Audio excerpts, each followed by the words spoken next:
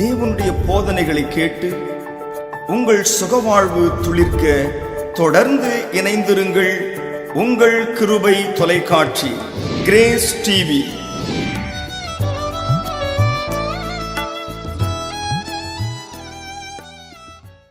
Practice the presence of Jesus. Practice His presence now. Practice the presence of Jesus.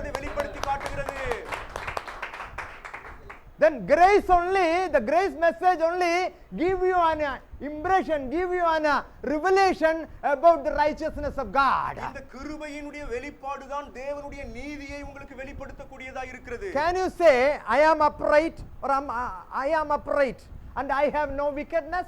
நான் நீதிமான், என்னிடத்திலே ஒரு பாவமும் நான் upright and no wickedness in me. So எனக்குள்ள நான் சுத்தமானவன், எனக்குள்ள எந்த ஒரு தீங்கும் இல்லைன்னு சொல்ல முடியுமா? But what the psalmist 92, Psalm 92 verse 12, 13 and 15 சொல்றேன். I am planted in the court of the Lord where I flourish. I am refreshed and I bear fruits in my old age. For what?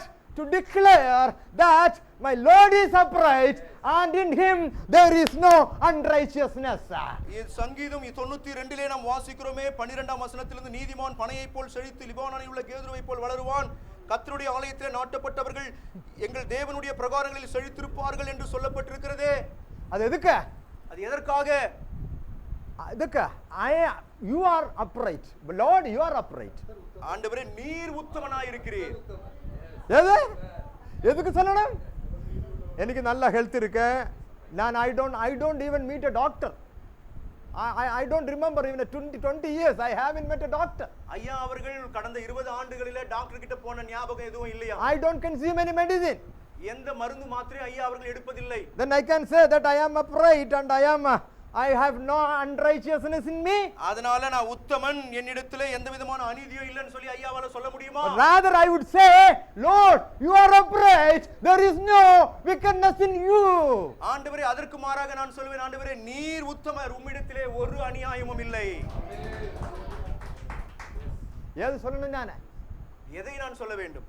Lord, you are upright. ஆண்டவரே நீர் உத்தமர், and there is no unrighteousness in you. உம்மிடத்திலே அநீதியே இல்லை. Amen. Hallelujah. So we were on the Peter's history. The Peter, he was exhausted and he was almost depressed. இந்த இடத்திலே பேதுரு இரவு முழுவதும் ராம் முழுவதும் வலையை போட்டு மீன் கிடைக்காமல் சோர்ந்து போயிருந்தான். What he received first? அவன் முதலாவது எதை பெற்றுக்கொண்டான்? Goodness of God. தேவனுடைய நன்மை அல்லவா பெற்றுக்கொண்டான். The boat sinking catch. படகு அமிழத்தக்கதாய் வலை கிழியத்தக்கதா மீன்களை பிடிச்சானே. The net breaking catch. வலை கிழியத்தக்க ஒரு the power of goodness made him repent. Lord, depart from me, I am a sinner. How? The power of goodness only made him repent. இந்த நன்மை தேவனிடத்தில் பெற்றுக்கொண்ட நன்மையினுடைய வல்லமை அவனை என்ன சொல்ல வச்சுச்சு? ஆண்டவரே, நான் பாவியாக மனுஷன் என்னை விட்டு தூரம் போகும் என்று சொல்ல வைத்ததே. முதல்ல ஏது வந்த? முதல்ல goodness came. ஆகவே முதலாவது ஆசீர்வாதம் நன்மை வந்தது. If you are a follower of Jesus, நீங்கள் இயேசுவை பின்பற்றுகிறவர்களாய் இருக்கிற பொழுது, if you are a disciple of Jesus, நீங்கள் இயேசுவின் சீஷர்களாய் இருக்கிற பட்சத்தில், if you are convinced that and you are made righteous through the finished work of Jesus on the cross, இயேசு கிறிஸ்து சிலுவையில் செய்து முடித்த காரியத்தினாலே நீங்கள் நீதிமான்களாக்கப்பட்டிருக்கிறீர்கள் என்று உணர்வடைகிற பொழுது, you should speak goodness of God. நீங்கள் தேவனுடைய நன்மையை மாத்திரம் பேச. That goodness of God leads the people to repentance. So அந்த தேவனுடைய நன்மை ஜனங்களை தானாகவே மனம் திரும்புதலுக்குள்ளாக நடத்தும். Hallelujah. The goodness of God lead us to the repentance. So தேவனுடைய நன்மை மனம் திரும்புதலுக்கு நேராக நம்மை நடத்தக்கூடியதாக இருக்கிறது. Amen. You take the prodigal son, case of prodigal son. கெட்ட குமாரனுடைய காரியத்தை எடுத்துக்கொள்ளுங்க. Hallelujah. He went away from his father, taking away all the portions of the partition.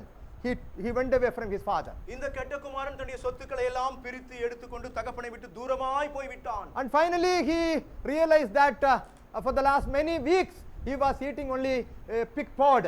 என்ன ஆனது? அநேக வாரங்களாக பன்றிக்கு வைக்கப்பட்டிருந்த அந்த பன்றியினுடைய உணவை சாப்பிட்டுக் கொண்டிருந்தான், தவிட்டை சாப்பிட்டுக் கொண்டிருந்தான். Finally he realized and decided himself to come back home.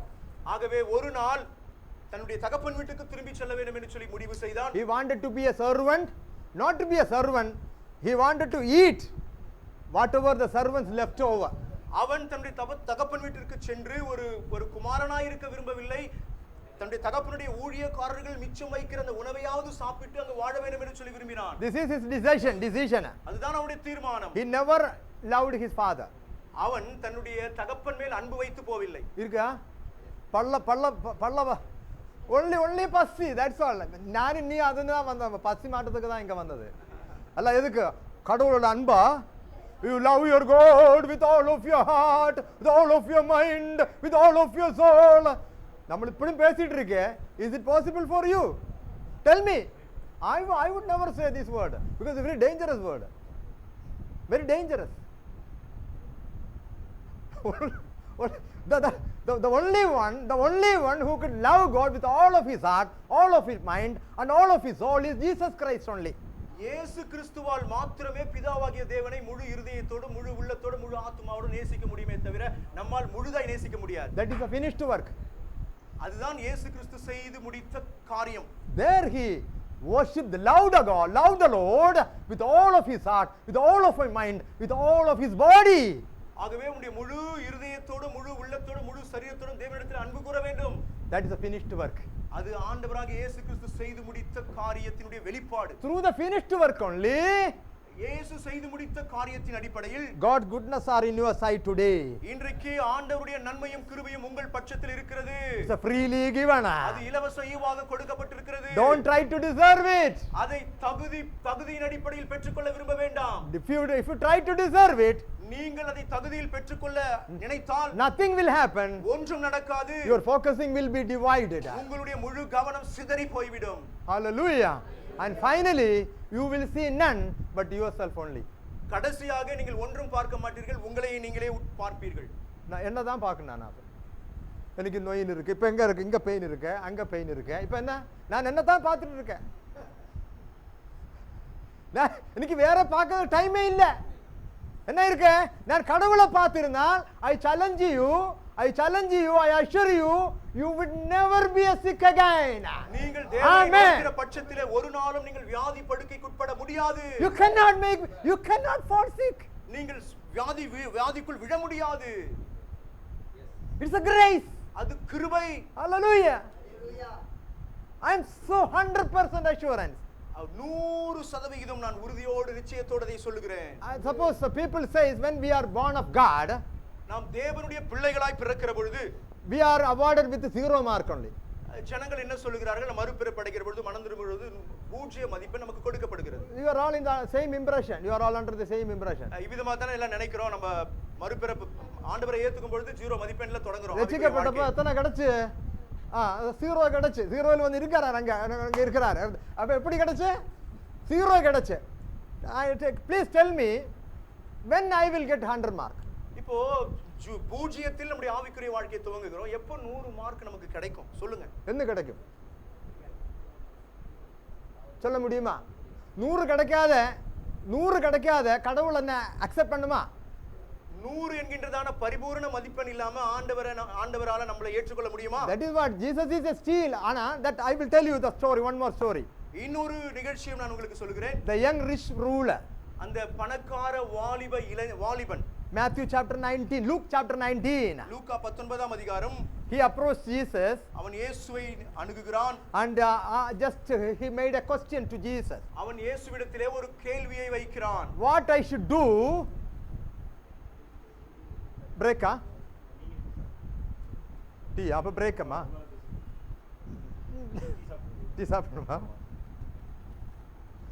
Okay, this after this portion we will go to tea break. கொஞ்சம். This young ruler came to Jesus and asked how I can inherit the eternal life. So இந்த வாலிப நியாய சாஸ்திரி ஆண்டவரிடத்தில் வந்து இயேசுவிடத்தில் வந்து போதகரே நல்ல நித்திய ஜீவனை பெற்றுக்கொள்வதற்கு நான் என்ன செய்ய வேண்டும் என்று கேள்வி கேட்கிறான். And he asking what else I should do? நித்திய ஜீவனை சுதந்தரித்துக் கொள்வதற்கு இன்னும் மேற்கொண்டு நான் என்ன செய்ய வேண்டும்? And Jesus said 6 things Jesus told him.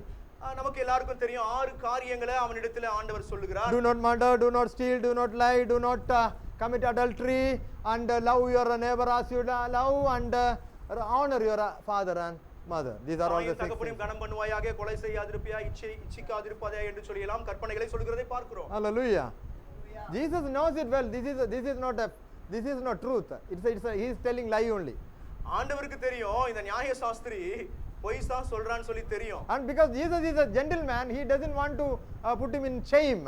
ஏன்னா இயேசு கிறிஸ்து ஒரு ஜென்டில்மேனா இருந்ததினால யாரையும் பொது இடத்துல வைத்து அசிங்கப்படுத்த விரும்பாதவர். He doesn't want this young man covered with shame.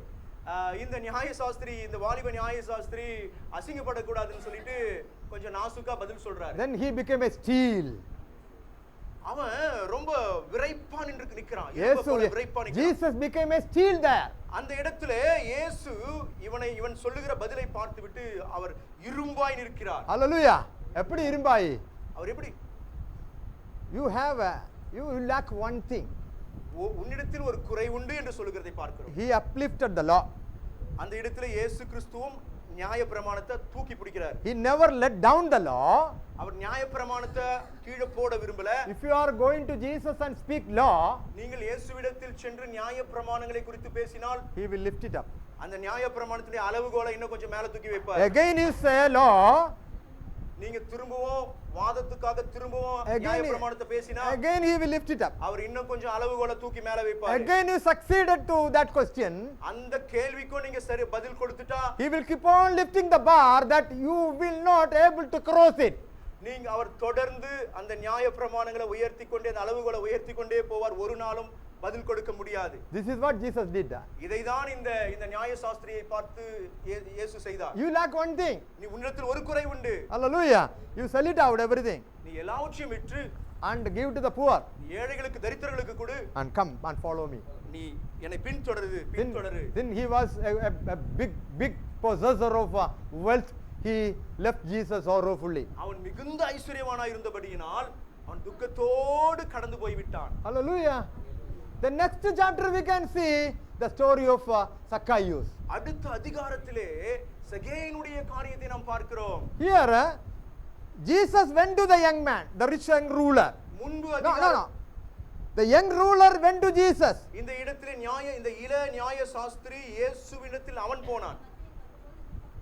Jesus never went to him. So ஆனால் இயேசு இந்த நியாய சாஸ்திரி இடத்திலே போகவில்லை. நியாய சாஸ்திரி இயேசுவினிடத்திலே வந்தான். He never went to scribes and Pharisees. அதே விதமாக தான் இயேசு கிறிஸ்து ஒரு நாளும் வேத பாரகர்களையும் பரிசேயர்களையும் நோக்கி போல. It is so is the case of us. நம்முடைய நிலை கூட அப்படிதான். If we are holding the scribes and Pharisees, the law of Moses, நாம மோசேயினுடைய பிரமாணத்தையும் பரிசேயர்கள் வேதபாரருடைய வழிகளையும் பின்பற்றினா two things he will do. ரெண்டு காரியத்தை நம்ம வாழ்க்கையில செய்வார். He will always keep on lifting the bar. அவர் தொடர்ந்து அந்த நியாய பிரமாண அளவுகோல்களை ஏத்தி கொண்டே போவார். The second one, he will never come to you. இரண்டாவது காரியம் ஒரு நாளும் உங்களுக்கு பக்கத்துல வர மாட்டார். That means you will never receive some goodness from Jesus Christ. ஆகவே ஒரு நாளும் ஒரு ஆசீர்வாதத்தையும் ஆண்டவரிடத்தில் பெற்றுக்கொள்ள முடியாது. That is what happened to the young rich ruler. இதுதான் இந்த நியாய சாஸ்திரிக்கு இந்த வாலிப நியாய சாஸ்திரிக்கு ஏற்பட்டது. He is a doer. அவன் கிரியை செய்கிறவன். He is a smart doer. அவன் மிகவும் ஞானமுள்ள ஒரு கிரியை பின்பற்றுகிறவன். He wanted to do something else. எதையாவது செய்யணும்னு சொல்லி நினைச்சான். இன்னும் Jesus said, you do this also. இத கூட நீ செய்யின்னு சொல்லி சொன்னாரு. Finished.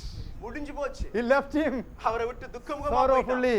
What happened to Zacchaeus? ஆனா சகேயுக்கு என்ன நடக்கிறது? Jesus he never went to Jesus. Jesus only saw him and wanted him to come down. மத்தேயு சகேயு இயேசுவினிடத்திற்கு போகவில்லை.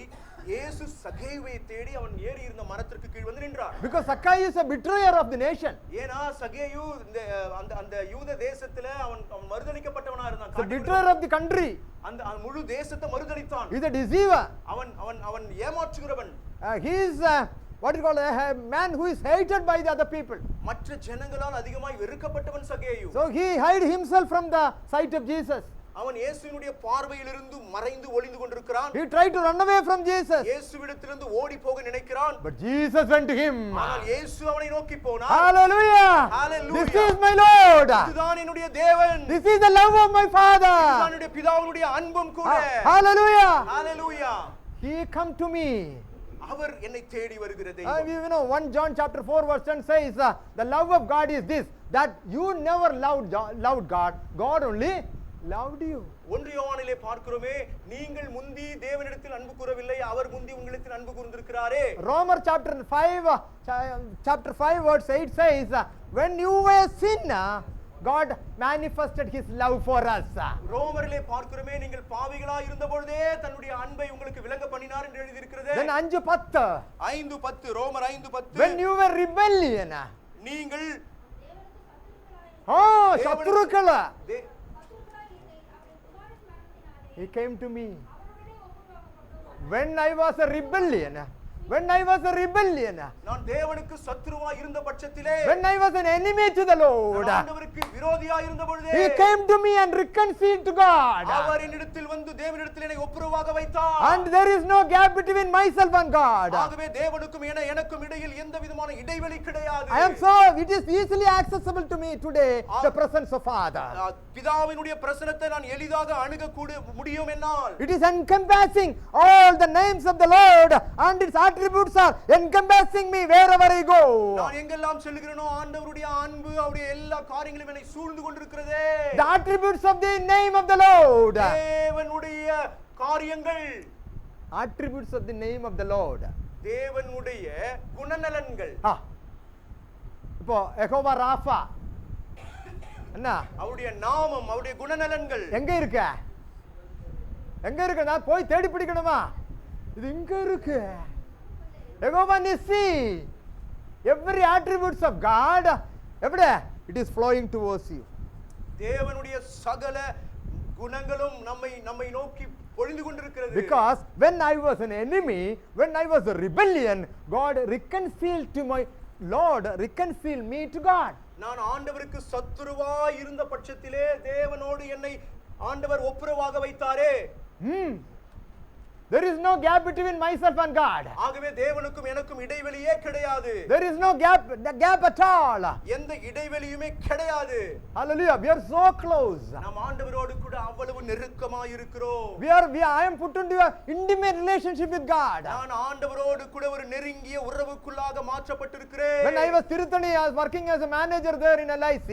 நான் திருத்தணி பட்டணத்திலே LIC மேனேஜரா இருக்கிற பொழுது I used to travel அநேக இடங்களுக்கு நான் செல்லுவேன். from the Tirthani to Pallipattu. குறிப்பாக திருத்தணியிலிருந்து பள்ளிப்பட்டு என்கின்றதான இடத்திற்கு செல்லுவேன். Both side of the road there was a lot of பொங்கமரம். அந்த பள்ளிப்பட்டுக்கு செல்லுகிற வழியில இரண்டு பக்கங்களிலும் புங்கமரம் நிறைய I இருக்கும். used to stop my vehicle and get into the shadow of the பொங்கமரம்.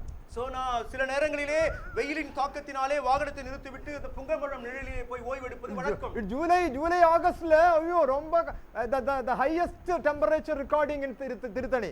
இந்த கோடை காலத்திலே திருத்தணியில தமிழ்நாட்டிலே அதிகமா வெயில் காயிற இடம். That is my assurance. Okay, one minute. Next subject la போறோம் முன்னாடி டீ சாப்பிடாமா? நானும் டீ சாப்பிட்டு sir. Pastors, can we continue? Okay. நம்ம தொடர்ந்து. Okay. So I used to travel from Tirthani to Pallipattu. It was during the highest, the peak summer season. அதிகமான அந்த கோடை வெப்பம் அதிகமா இருக்கின்ற நாட்களிலே திருத்தணியிலிருந்து பள்ளிப்பட்டுக்கு செல்வது வழக்கம். Then immediately I get into the shadow of the Pongamaram. அப்பொழுது வழி அருகே வைக்கப்பட்டிருக்கிற புங்க மரத்தினுடைய நிழலை பார்க்கிற பொழுது I feel like day and night. அந்த இடத்திலே ஏதோ ஒரு பகல் ஒரு இரவாய் மாறுகிறதை போல ஒரு உணர்வு. God has gifted us with the Pongamaram. கடவுள் நமக்கு புங்க மரத்தை ஈவாய் கொடுத்திருக்கிறார். Hallelujah.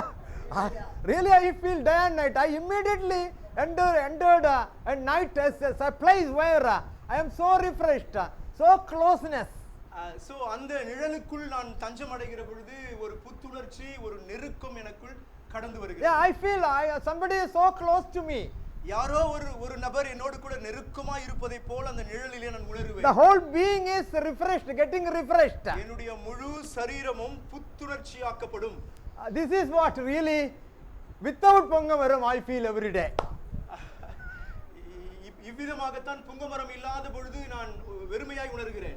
Then last summer I stayed back here only. I never went home. போன மாதம் கோடை மாதத்துல நான் வீட்டிற்கு செல்லல, This திருத்தணியிலே தங்கி இருந்தேன்.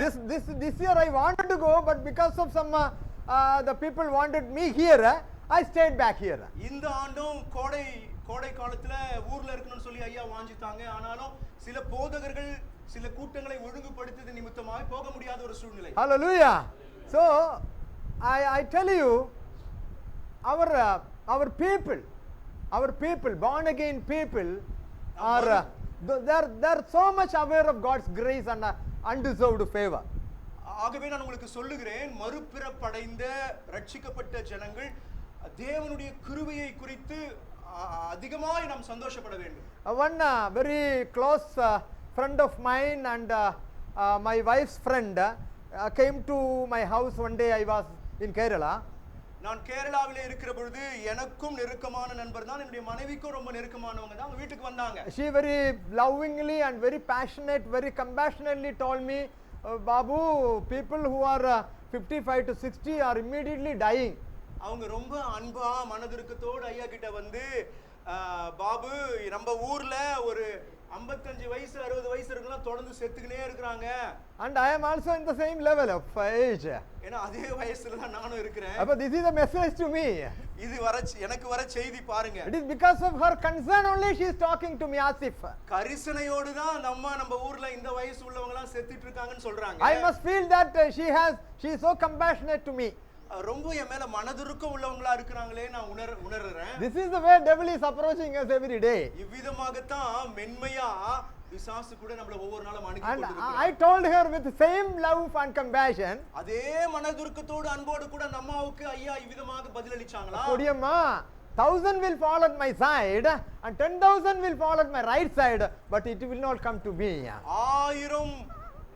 1000 பேர் என் பக்கத்தில் விழுந்தாலும் 1000 பேர் என்னுடைய வசத்தும் வலது பக்கத்துல 1000 பேர் இடது பக்கத்துல 10000 பேர் இருந்தா அது என்னை அணுகாது. என்ன அணுகாது? Hallelujah.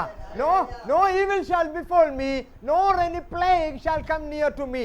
எந்த தீங்கும் என்னை அணுகாது, ஒரு வாதையும் என் கூடாரத்தை அணுகாது. Because I know that even when I was rebellion to God has reconciled, Jesus reconciled to me God. நான் ஆண்டவருக்கு பொல்லாதவனாய் இருந்த பொழுதும் ஆண்டவர் என்னை அவரோடு கூட ஒப்புரவாக செய்தாரே. He reconciled me with God. அவர் தேவனோடு கூட என்னை ஒப்புரவாக வைத்தார். No longer we are two. இனி நாம் இருவர் அல்ல. He made us one. நாம் ஒருவர். Hallelujah. Am I right? சரிதானே? It is inseparable. பிரிக்க முடியாத அன்பு. Hallelujah. It is inseparable relationship. பிரிக்க முடியாத ஒரு உறவு முறை. Man, one day when I made a message, an inseparable relationship, my righteousness, the righteousness I received is inseparable. Then one man called me and said, it is கொஞ்சம் அதிகமாய் போய்மான்னு சொல்லி, ஒரு முறை நான் பெற்றுக்கொண்ட இந்த நீதி பிரிக்க முடியாதது என்று சொல்லி ஐயா பிரசங்கித்திருந்தாரா. அதற்கு பிறகு ஒருத்தர் வந்து சொன்னாரா, கொஞ்சம் அதிகமா பேசின மாதிரி உனக்கு தெரியலையா? I told him, அதிகம் இல்லையா? I told him, how did you receive the righteousness of God? அவரிடத்திலே ஐயா கேட்டார்களா, இந்த நீதியை நீ எப்படி பெற்றுக்கொண்டே? அது இலவசமாய் பெற்றேன். இலவசமாய் எனக்கு நான் பெற்றுக்கொண்டேன். அவன் இலவசமாய் பெற்றா எப்படி போகும்? இலவசமாய் தான் கிடைச்சது. Apart from your performance, then just let us read 1 Corinthians chapter 6 verse 11. 1 கொரிந்தியர் 6:11 வாசிப்போம். 1 கொரிந்தியர் 6:11. உங்களில் சிலர் இப்படிப்பட்டவர்களாய் இருந்தீர்கள். ஆயினும் கர்த்தராகிய இயேசுவின் நாமத்தினாலும் நமது தேவனுடைய ஆவியினாலும் கழுவப்பட்டீர்கள், பரிசுத்தமாக்கப்பட்டீர்கள், நீதிமான்களாக்கப்பட்டீர்கள். ஹல்லேலூயா. இல்ல ஆக்கப்பட்டீர்கள், அதான் கரெக்ட். தமிழ் தான் கரெக்ட். ஹல்லேலூயா. ஆக்கப்பட்டீர்கள். You are made holy, you are made righteous, you are made pure. நீங்கள் பரிசுத்தரும் உத்தமமும் நீதிமானாய் மாற்றப்பட்டிருக்கிறீர்கள். இல்லன்னா என்ன ஆகும்னு சொல்லு.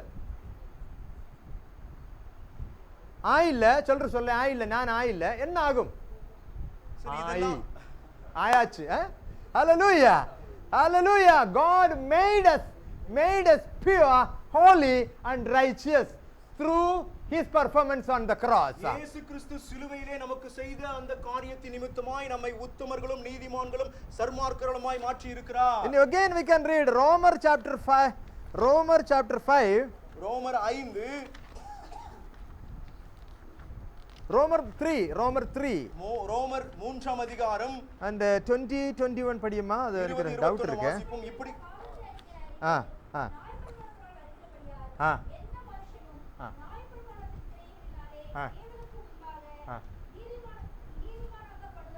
ஆமென். ஹalleluya. இது நியாயப்பிரமாண கிரியை மாற்றம் இல்ல, கோல்டு மாற்றியாலும் ஆயில்ல, அது ஒரு கிரியை தான் இல்லையா? ஹalleluya.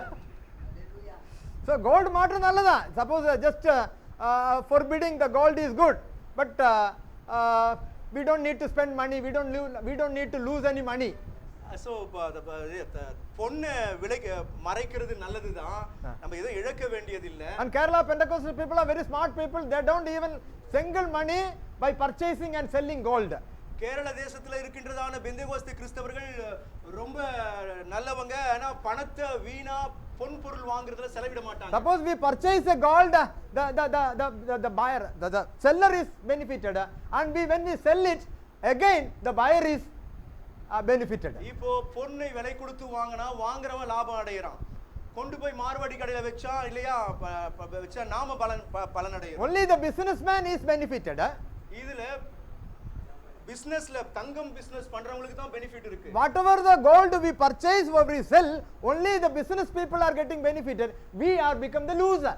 நாம வாங்குகிற விற்கிற பொன் பொருட்களினாலே விற்கிறவர்களுக்கு தான் நன்மை உண்டாகுகிறதே தவிர நாம் இழக்கிறவர்களாக தான் இருக்கிறோம். So when the Kerala people are very intelligent people, ஆகவே கேரள தேசத்து மக்கள் மிகவும் புத்திசாலிகள், that way they are benefited.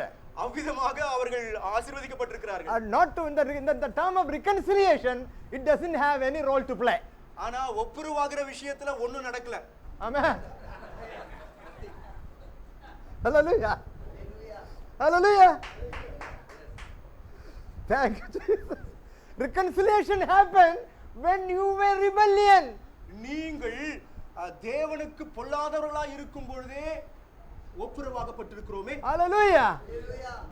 You go and shut down your room and ask him, கடவுளே நான் இப்ப ரிபெல்லியனா அல்லையா? கடவுள் சொல்லு, அப்ப நான் சொல்லல. Hallelujah. Hallelujah. This is undeserved favor. இது தகுதியில்லாதவர்களுக்கு ஆண்டவர் பாராட்டுகிற ஈவு. Oh, neither we can earn it nor we can pay it back. நாம் இதை சம்பாதித்து பெற்றுக்கொள்ள முடியாது, விலை கொடுத்து வாங்கவும் முடியாது. I am talking about the right believing. நான் சரியானதை நம்ப வேண்டும் என்கின்றதான அடிப்படையிலே பேசிக் கொண்டிருக்கிறேன். I am not telling you the character maintenance or character what it called the reformation. நான் உங்களிடத்திலே உங்களுடைய சுபாவங்கள் குணங்கள் மாற வேண்டும், மறுமலர்ச்சி அடைய வேண்டும் என்று சொல்லி பேசவில்லை. And I am not trying to reconstitute your nature and your behavior. உங்களுடைய இயல்பையும் உங்களுடைய நடத்தையையும் நீங்கள் திரும்ப மாற்றி வடிவமைக்க வேண்டும் என்று சொல்லி நான் கூறவில்லை. However you are, whatever you are, நீங்கள் எப்படி இருந்தாலும் யாரா இருந்தாலும் I tell you the truth. நான் உங்களுக்கு அந்த சத்தியத்தை சொல்லுகிறேன். My God is in your side. என்னுடைய தேவன் உங்கள் பட்சத்தில் இருக்கிறார். Amen. Hallelujah.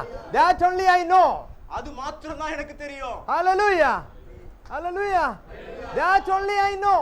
அது மாத்திரம் தான் எனக்கு தெரியும். When what happened to the prodigal son? இந்த இடத்திலே அந்த இளைய கெட்ட குமாரன் மனம் திரும்பிய மைந்தனுக்கு என்ன நடந்தது? The prodigal son, he left home and taken away, and he led a very wild life and spoiled everything. இந்த கெட்ட குமாரன் தந்தையிடத்திலிருந்து பங்கை பிரித்துக் கொண்டு துன்மார்க்கமாய் காட்டுமிராண்டித்தனமாய் வாழ்ந்து எல்லாவற்றையும் இழந்து போனான். One day he decided to come home. ஒரு நாள் அவன் தன் வீட்டிற்கு திரும்பும்படி வாஞ்சித்தான். And the Bible says, வேதாகமம் சொல்லுகிறது, from the distance தூரத்திலிருந்தே the father saw him. தூரத்திலிருந்து தகப்பன் பார்க்கிறார். Hallelujah. When I meditate on this portion of the Bible, இந்த வேத பகுதியை நான் தியானிக்கிற பொழுது I become 18-year-old boy. நான் 18 வயதுள்ள ஒரு வாலிபனாய் உணர்ந்தேன். Even today, இன்றும் கூட when I meditate on this portion of the God's love for me, தேவன் என் மேல் வைத்திருக்கிற அன்பை குறித்து நான் தியானிக்கிற பொழுது I become an 80-year-old boy. I run 18 வயது வாலிபனை போல உணர்கிறேன். I run around and shout God. நான் ஓடி ஆண்டவரிடத்திலே கத்துகிறேன். Hallelujah. This is the God's love for you and me. இதுதான் தேவன் வைத்திருக்க உங்களுக்கு மேலும் என் மேலும் தேவன் வைத்திருக்கிற அன்பு. He wanted to fill his stomach with whatever the things the servants left over. தகப்பன் வீட்டில் வேலைக்காரர்கள் மீதி வைத்திருக்கிற உணவையாவது சாப்பிட்டு வயிற்றை நிரப்பிக் கொள்ள வேண்டும் என்று சொல்லி இவன் வாஞ்சித்தான். From the distance father saw him. தூரத்தில் தகப்பன் பார்க்கிறான். He never went to father. இவன் குமாரன் தகப்பனை நோக்கி போகவில்லை. The father went to him. இந்த தகப்பன் அவனை நோக்கி ஓடுகிறதை father ran to him. இந்த தகப்பன் அந்த இளைய குமாரனை நோக்கி ஓடுகிறான். And throw his arms around him. அவனை கட்டி தழுவுகிறான். Kissing and hugging. அவனை தழுவி முத்தமிடுகிறதை நாம் பார்க்கிறோம் மாறி மாறி. He was stinking. He was coming out of the pig pen. அவன் பன்றி குடிசையிலிருந்து வரான், நாரி போய் வரான். He was eating the pig paw for the last many days. கடந்த பல நாட்களா பன்னியினுடைய தௌட்ட சாப்பிட்டு வயிற்றை நிரப்பிக் கொண்டிருந்தான். Father never wanted to remove his stinking dress. அவன் தன்னுடைய நாற்றமெடித்த ஆடையை மாற்றிக்கொள்ள அவன் விரும்பல. இப்ப நானே சொல்லுதா ட்ரெஸ் எல்லாம் மாறிட்டு வாடா அவனை கட்டி பிடிக்கிறதுக்கு அதுதான் boys. Hallelujah. This is my father's love. இதுதான் என்னுடைய தகப்பனுடைய அன்பு. This is my father's love for you. இதுதான் என்னுடைய தகப்பனுடைய அன்பு உங்கள் மேல் வைத்திருக்கிற This is my father's love for me. இதுதான் என்னுடைய தகப்பன் என் மேல் வைத்திருக்கிற அன்பு. Why don't you speak out this message, this goodness of God? இந்த நல்ல செய்தியை நன்மையை ஆண்டவரை குறித்து ஏன் மற்றவர்களுக்கு நீங்கள் இதை சொல்லக்கூடாது? But you are using the pulpit for giving legalistic messages. ஆனால் பிரசங்க பீடத்தை மற்றவர்களை குற்றப்படுத்துவதற்காக பயன்படுத்துகிறீர்களே. Now people are being condemned and come under the cloud of guilt. ஜனங்கள் குற்றம் சுமத்தப்பட்டு குற்ற மேகத்தின் கீழாக வருகிறார்களே. I tell you one truth. ஒரு உண்மையை உங்களுக்கு சொல்லுகிறேன். Before you fall sick, நீங்க வியாதியில விழுவதற்கு முன்பாக you will be condemned by the devil. பிசாசு முதலாவது உங்களை குற்றப்படுத்துவான். The moment before you meet with an accident, நீங்க விபத்தை சந்திப்பதற்கு முன்பு you will be condemned. பிசாசால் நீங்கள் குற்றம் சாட்ட சமூத்தப்படுவீர்கள். The condemnation first comes.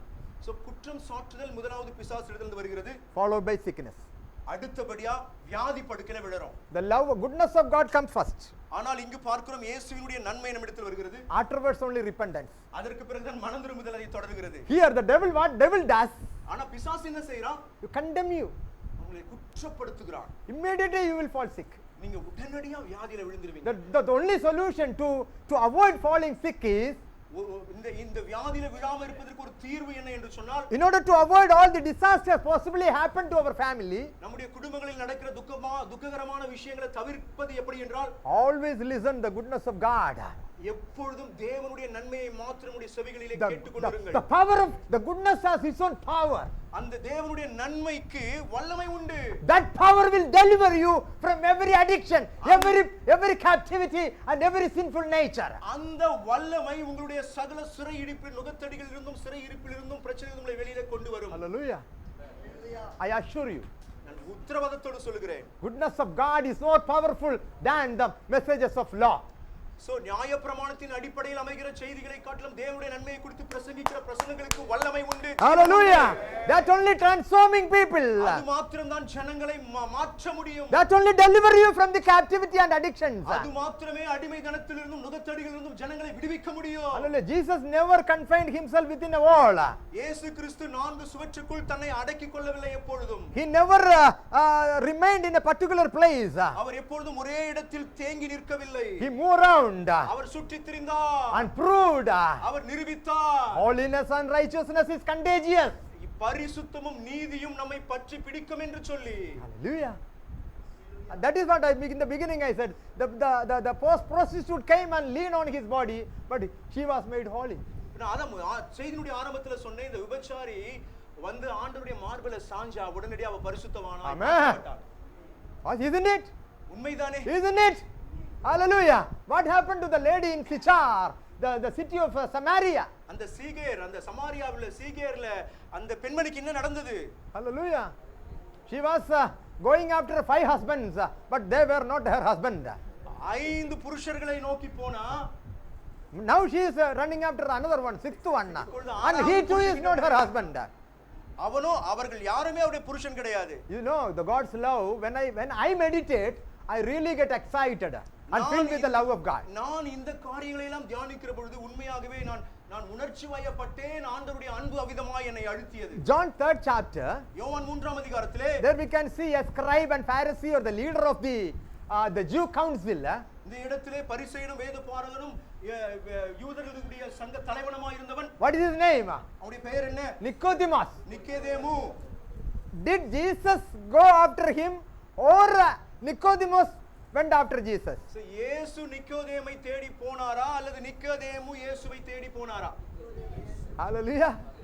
All the Pharisees go after Jesus. Jesus will never go after a Pharisee. ஒரு நாளும் இயேசு கிறிஸ்து பரிசேயர்களுக்கு பின்னாடி போக மாட்டார். This is what in written some gospels in Luke, I think, and he was preaching, so he was giving messages to the people in what the tax collector's house, or the sins and tax collectors were there, but it is written, no Pharisee, no scribe received any goodness from Jesus Christ. இவ்விதமாகத்தான் ஒரு இடத்துல வேத பகுதியில் விதமாக சொல்லப்பட்டிருக்கிறது. ஒரு வரி வசூலிக்கிறவன் வீட்டிலே ஆண்டவர் உணவருந்திக் கொண்டிருந்தார். அந்த இடத்துல எந்த பரிசேயர்களும் வேதபாரகர்களும் ஆண்டவரிடத்தில் நன்மையை பெற்றுக்கொள்ளவில்லை என்று சொல்லி. But all the sinners and the sick people were healed. ஆனால் பாவிகளும் வியாதியஸ்தர்களும் சுகமடைந்தார்கள். Hallelujah. No scribe and Pharisee received any goodness from Jesus. ஆனால் வேதபாரகனும் பரிசேயனும் ஒரு நன்மையும் ஆண்டவரிடத்தில் பெற்றுக்கொள்ளவில்லை. So is our case. We are, நம்முடைய நிலையும் கூட இன்றைக்கு. suppose we are become a legalistic. ஒருவேளை நாம் மற்றவர்களை குற்றப்படுத்தி நியாயப்பிரமாணத்தின் அடிப்படையில் பிரசங்கிக்கிற பொழுது, don't expect anything goodness from God coming to your life. எந்த ஒரு நன்மையும் ஆசீர்வாதத்தையும் ஆண்டவரிடத்தில் நாம் எதிர்பார்க்க முடியாது. Hallelujah. So start speaking the goodness of Jesus Christ. ஆகவே இயேசு கிறிஸ்துவினுடைய நன்மைகளை குறித்து ஜனங்களிடத்திலே அறிவிக்க துவங்குங்கள். What happened to this man? இந்த மனுஷனுக்கு என்ன நேர்ந்தது? He hugged him, தகப்பன் கட்டி தழுவினான், kissed him. முத்தம் கொடுத்தான். I don't know how many times he hicked and cussed. I don't know. எத்தனை முறை கட்டி தழுவி முத்தம் கொடுத்தான் தெரியாது. Hallelujah. But he hallelujah. He kissed him and hugged him many times. கண்டிப்பாக अनेक முறை அவன் கட்டி தழுவி முத்தமிட்டிருக்கிறான். He expected to be to fill his stomach with the servants who are left living over, who left over the food. இந்த மனம் திரும்பிய மைந்தன் வயிற்றை நிரப்பிக் கொள்ளணும், வேலைக்காரர்கள் மிச்சம் வைக்கிற சாப்பிட்டையாவது வயிற்றை நிரப்பிக்கணும்னு நினைச்சான். But he was given ring. ஆனா அப்படி நினைச்சவனுக்கு மோதிரம் வழங்கப்படுகிறது. This is a sign of authority and power. இதுதான் அதிகாரத்திற்கும் வல்லமைக்கும் உள்ள He handed over the power the power to his son. தகப்பன் தன்னுடைய குமாரனிடத்திலே சகல அதிகாரம் கொடுத்திருக்கிறதை பார்க்கிறோம். நான் வந்தது அதிகாரத்தோட. ஆமென். இங்க இருக்கிறவர்க்கெல்லாம் என்ன இருக்கு? அதிகாரம் இருக்கு. சகல அதிகாரம் இருக்கு. சொர்க்கத்திலும் பூமியிலும் all the power and authority God has given to us. எல்லா அதிகாரத்தையும் வல்லமையும் ஆண்டவர் நமக்கு கொடுத்திருக்கிறார். The ring, then put on new dress. அவனுக்கு மோதிரம் அணிவிக்கப்பட்டது, வஸ்திரம் கொடுக்கப்பட்டது. Salvation. Hallelujah. வஸ்திரம். Then hallelujah. Then ஞான செருப்பு, பாதரட்சா, the chapel of the messages of gospel. சுவிசேஷத்தினுடைய செய்திகள். Hallelujah. ரட்சிக்கு சமானம். Hallelujah. Then he killed a fatty calf, and that's prosperity. So கொழுத்த கன்று அடிக்கறாங்க இல்லையா விருந்துக்காக, அது செழிப்பை குறித்து காட்டுகிறது. Don't seek prosperity, only seek God. The prosperity will come after you like dog. செழிப்பை நோக்கி தேடி போகாதீங்க, தேவனை தேடுங்க. செழிப்பும் ஆசீர்வாதமும் உங்க பின்னாடி வந்துகிட்டே இருக்கும். யார மாதிரி? நாய மாதிரி. நாய் மாதிரி வரும். Hallelujah. நாய மாதிரி. Hallelujah. காசு எடுத்துல அப்படியே நம்மளுக்கு we should not be stingy. நம்ம ரொம்ப கஞ்சதனமுள்ளவங்களா லோபதனமா இருக்க கூடாது. Should give. கொடுத்துக்கொண்டே இருக்க வேண்டும். Give and give. கொடுத்துக்கொண்டே இருக்க வேண்டும். Because our resources is inexhaustible reservoir. ஏனா நம்ம கிட்ட இருக்கின்றதான ஆசீர்வாதங்கள் குறைந்து போகாத ஆசீர்வாதங்கள். Reservoir. அது ஒரு அணையை போல, அணைக்கட்டை போல இருக்கிறது. முல்லப்பெரியார் அணைக்கட்டு தெரியுமா? அல்ல அந்த மாதிரி ஒரு அணைக்கட்டு, அது inexhaustible reservoir. அது குறையாத வற்றாத ஒரு அணைக்கட்டாய். Hallelujah. When we fully focus our eyes, focus our attention on Jesus, நாம் இயேசுவை நோக்கி முழுவதும் அவரை நோக்கி பார்க்கிற பொழுது, கவனம் செலுத்துகிற பொழுது, the prosperity will come after you like a byproduct of goodness of God. எல்லா விதமான ஆசீர்வாதமும் நன்மையும் நம்மை பின்தொடரும். Byproduct of God's goodness. So ஆண்டவருடைய நன்மை, நீதி, righteousness, redemption, forgiveness, then good health, peace, joy, victory, lastly prosperity. So சந்தோஷம், சமாதானம், எல்லா ஆசீர்வாதங்களும் கடைசில செழிப்பும் சேர்ந்து வரும். நாய் மாதிரி பின்னாடி வரும். Hallelujah. Hallelujah. The goodness and mercy will follow you all the days of your life. உன்னுடைய வாழ்நாள் முழுவதும் தேவனுடைய நன்மையும் கிருபையும் உன்னை தொடரும். Hallelujah. This is what happened to this the prodigal son. இதுதான் இந்த மனம் திருந்திய மைந்தனுக்கு ஏற்பட்டது. No, much more is there. இன்னும் அதிக காரியங்கள் இருக்கு. He invited all the friends. அவர் தகப்பன் எல்லா நண்பர்களையும் அழைத்து அனுப்பினார். And he invited all his neighbors. அவருடைய உற்றத்தாரை சுற்றத்தாரை அழைத்து அனுப்பினார். Dancing and celebration. அந்த இடத்துல நடனமும் கொண்டாட்டமும் ஆரம்பித்தது. Every day, if you are filled with God's love for you, you will celebrate every day. தேவனுடைய அன்பு உங்களுக்குள் ஒவ்வொரு நாளும் நிறைந்திருக்கிற பொழுது உங்களுடைய வாழ்க்கை நடனமும் கொண்டாட்டமாய் ஒவ்வொரு நாளும் மாறி every day celebration. ஒவ்வொரு நாளும் கொண்டாட்டம் தான். Every moment celebration. ஒவ்வொரு மூமென்ட்டும் கொண்டாட்டம் தான். Because everything is flowing towards you only. ஏனென்றால் எல்லாம் உங்களை நோக்கி தான் போய்ந்து வந்து கொண்டிருக்கிறது. You are the target of all the heavenly blessings, flowing coming to you. பரலோகத்தினுடைய சகல ஆசீர்வாதம் உங்களை நோக்கி தான் வந்து கொண்டிருக்கிறது. All the heavenly, you are filled with all the heavenly blessings. நீங்கள் சகல பரலோகத்தினுடைய ஆசீர்வாதங்களும் நிரப்பப்பட்டவர்களாய் காணப்படுவீர்கள். Don't try to deserve it. நீங்கள் அதை தகுதியின் அடிப்படையில் பெற்றுக்கொள்ள விரும்பாதீர்கள். Declare it. அதை அறிவியுங்கள். Don't try to deserve it. அதை பெற்றுக்கொள்ள நினைக்க வேண்டாம். Declare it. அதை அறிக்கையிடுங்கள், அறிவியுங்கள். It is on my side. அது என்னுடைய பக்கத்தில் இருக்கிறது. Hallelujah. It is on my side. அது என்னுடைய பட்சத்தில் இருக்கிறது. Hallelujah. So please listen my messages in Grace TV. Practice the presence of Jesus, for he said he would never leave you. தேவனுடைய போதனைகளை கேட்டு உங்கள் சுகவாழ்வு துளிர்க்க தொடர்ந்து இணைந்திருங்கள். உங்கள் கிருபை தொலைக்காட்சி, கிரேஸ் டிவி.